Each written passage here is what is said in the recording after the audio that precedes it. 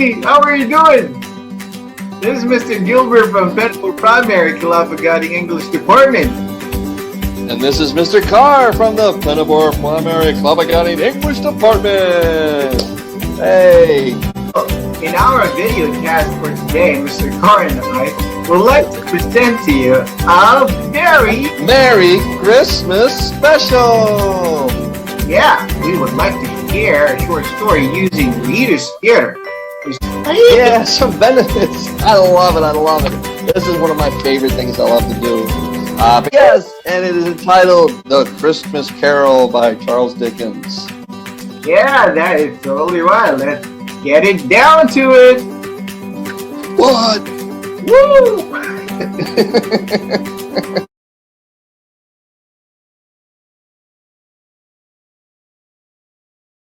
I have much to show you.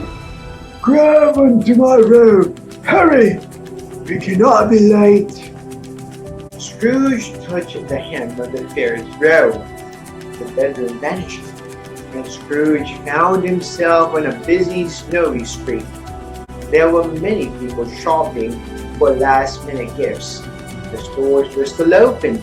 People were cooking their best meals, and the bells from the church were striking. Everybody was attending church, wearing their best clothes. Everybody was happy. Wait, everybody looks so happy. Yes, they are. It's Christmas. What did you expect? Do you mean that they are happy because it's December 25th? Yes. Today, they can forget their problems. Just enjoy being with their families. They just enjoy the food, the tables, and many blessings they receive. Then the ghost took Scrooge to Bob Cratchit's house, and standing there at the door, the ghost proceeded to bless the house. Then Scrooge saw Bob Cratchit playing with his children, 3 boys and 2 girls. Is this where they live? Of course, with their salary, this is all they can afford. Then Mrs. Cratchit entered into the dining room carrying a small turkey on a platter. Boy, they look so poor. Their clothes are so old. Love is what you can feel here. Bob Cratchit lifted the youngest boy from the chair in the corner and carried him to the table. The boy was pale and thin and haired and crushed. What's wrong with him? Why doesn't he walk? He's very sick. His name is Tiny Tim. His parents don't have money for a doctor. Maybe he will die. Die? But there must be something we can do. Please, tell me if he will die. I see an empty chair in the corner.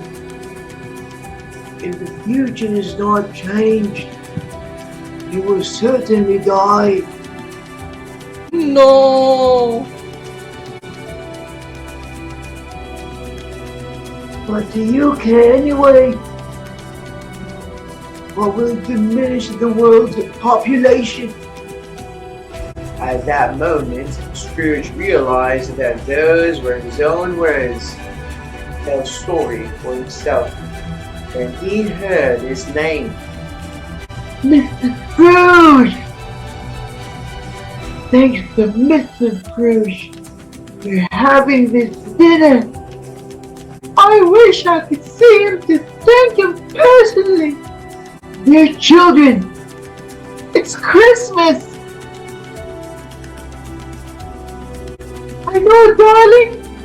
I hope you have a Merry Christmas and a Happy New Year.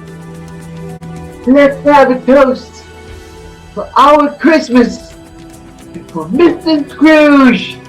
Merry Christmas and God bless us all. Meanwhile, it was getting late. The ghost took Scrooge to different places so he could see how people celebrated Christmas. People who nevertheless were poor, as Scrooge used to say, they were happy and enjoyed being together with their families and friends. Suddenly, without warning, they stood in a room. I know that voice. It's my nephew. He's having a party. And he said that Christmas was only a rhyme. Yes, he should be ashamed. That man is so very funny, but he's not a pleasant person.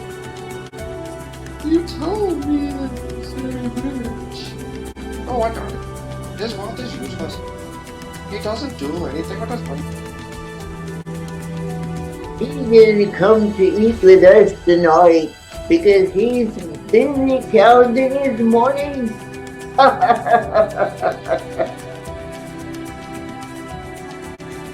They prefer to be angry at us than to have fun with us. Wait, they don't like me? No, unless the future changes.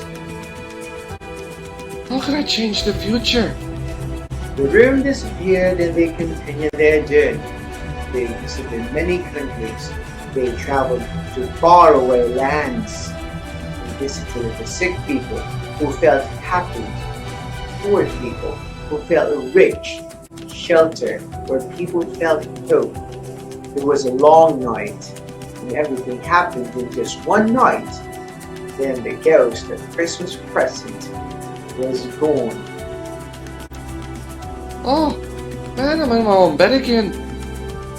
As he sat up, another ghost floated into the room. He was dressed in black and a dark hood with his face. Who are you? First came the ghost of Christmas past. Then came the ghost of Christmas present. So what, you must be the ghost of yet to come?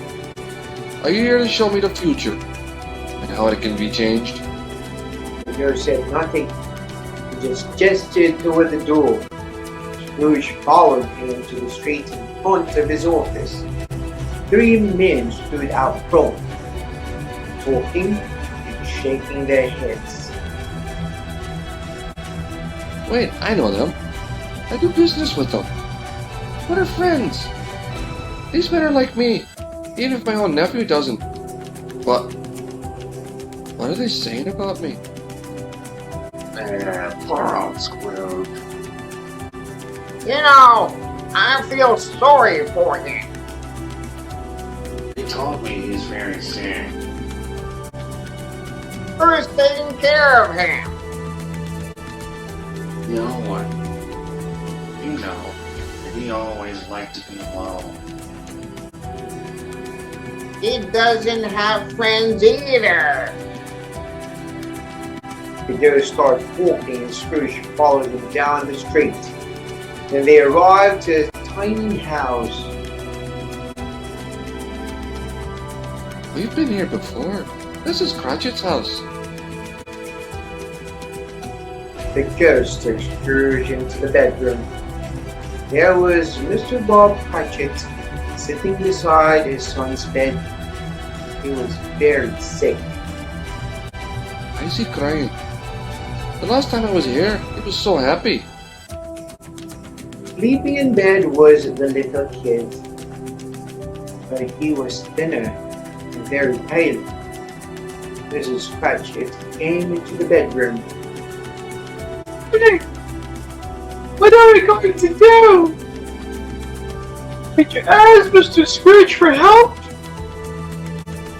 Yes, but he can't help us. His nephew will help us. I hope it's not too late. What are we going to do without our son? Boy?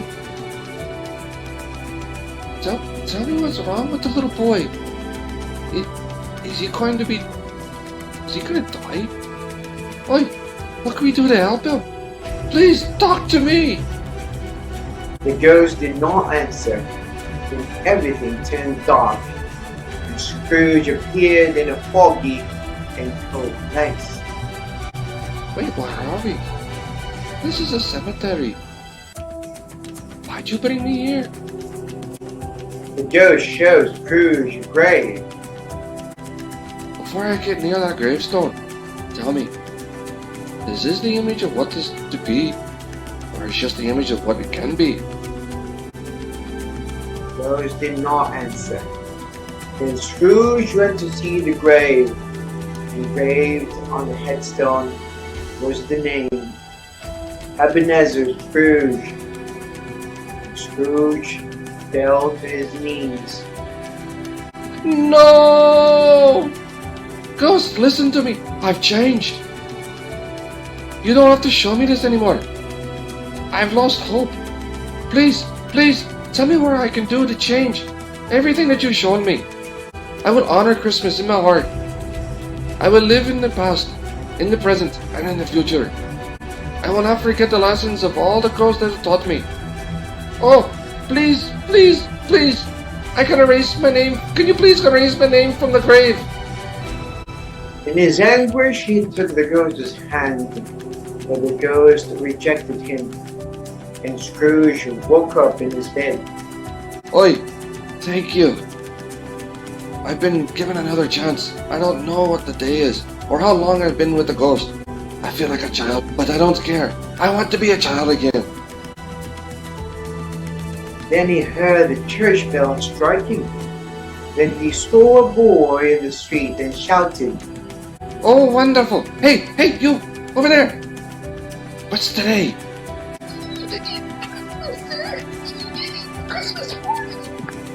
Oh, great. I haven't missed it. When he pulled out the bag of money, he tossed a handful of coins to the boy. There's a big juicy turkey in the butcher shop window at the end of the street. Now go buy it and take it to Bob Cratchit's house. But sir, this is a lot of money. Hey, don't forget, keep the change. Now hurry. Yes, sir. Yes, sir. Oh, little boy. Of course, yes, sir. Have a Merry Christmas. Oh, thank you, sir. And Merry Christmas to you, too. Scrooge dressed in his finest clothes and headed towards his nephew's house. He was feeling really happy and excited.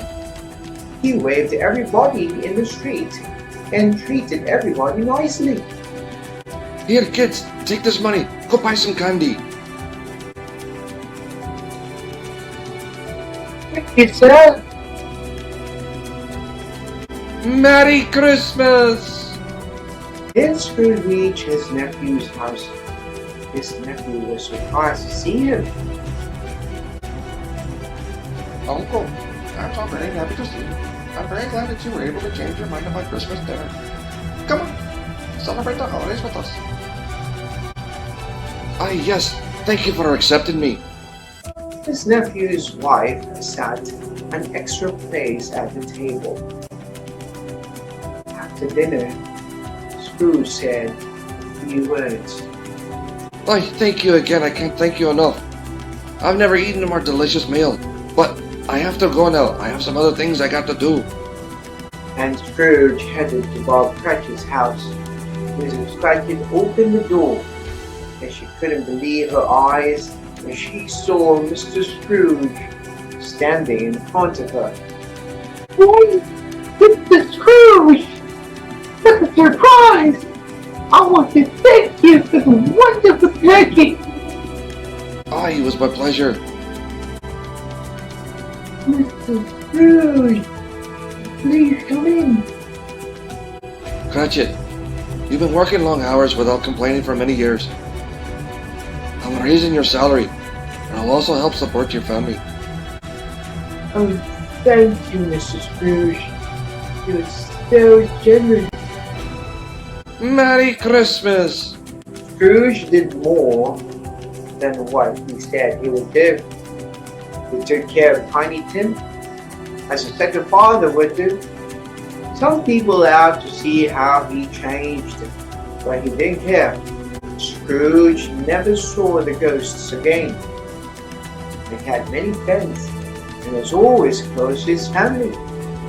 Each time he had a meal with his friends and family, he would say, God bless us all. God bless each and every one of you. Merry Christmas.